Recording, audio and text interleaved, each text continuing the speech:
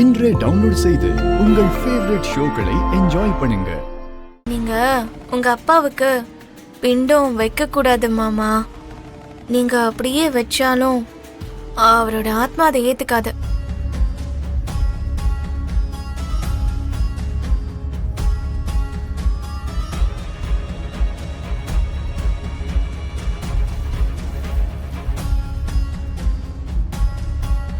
அப்பா அவர் இன்னும் சாகல, உயிரோட தான் இருக்காரா?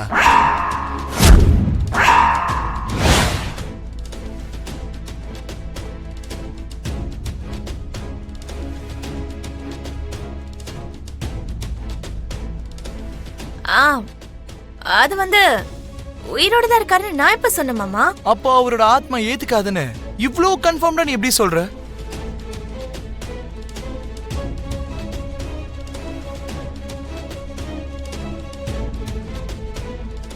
அது மாமா, நீ அவரை ஒரு நாளும் ஒரு அப்பாவா பார்த்ததே இல்லைல்ல.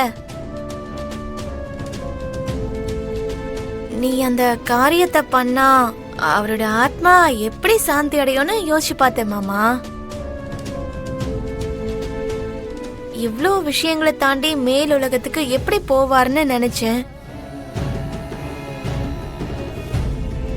அது மட்டும் இல்லாம இவ்ளோ நாளா அடியோட வெறுத்த உங்க அப்பாவுக்கு இன்னைக்கு மட்டும் தகப்பனுக்கு செய்யற இறுதி சடங்கெல்லாம் செய்யறாராமேன்னு சொல்லி எல்லாரும் சிரிப்பாங்கல்ல மாமா.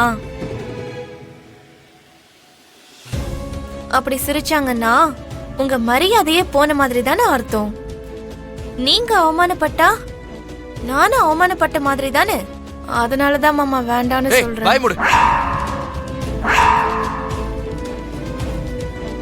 ஆமா, உன் மரியாதையோட என் மரியாதையை ஏன் லிங்க் பண்ற? நீ ஒத்துக்கிட்டாலும் ஒத்துக்கலனாலும் நான் உன்னோட பொண்டாட்டி மாமா. பொண்டாட்டி மண்ணாங்கட்டி ஏதாவது சொன்ன மூளை குழம்புற வரைக்கும் நல்லா கொட்டிடுவேன்.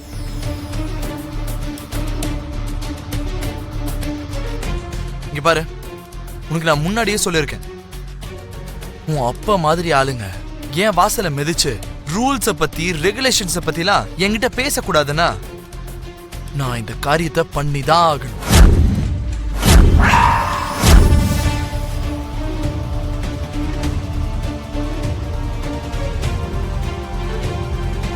இன்ஃபேக்ட் என்னைக்கு வைக்கலான்னு புரோகிதரையும் தேதியை குறிக்க சொல்லிட்டு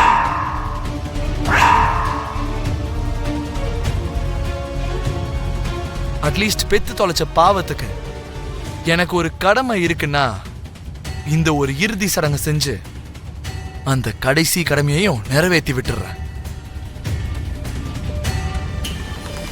அண்ட் இதுக்கப்புறம் இந்த டாபிக்க நீ மட்டும் இல்ல, இந்த வீட்டுல யாருமே பேசக்கூடாது. Got it? மாமா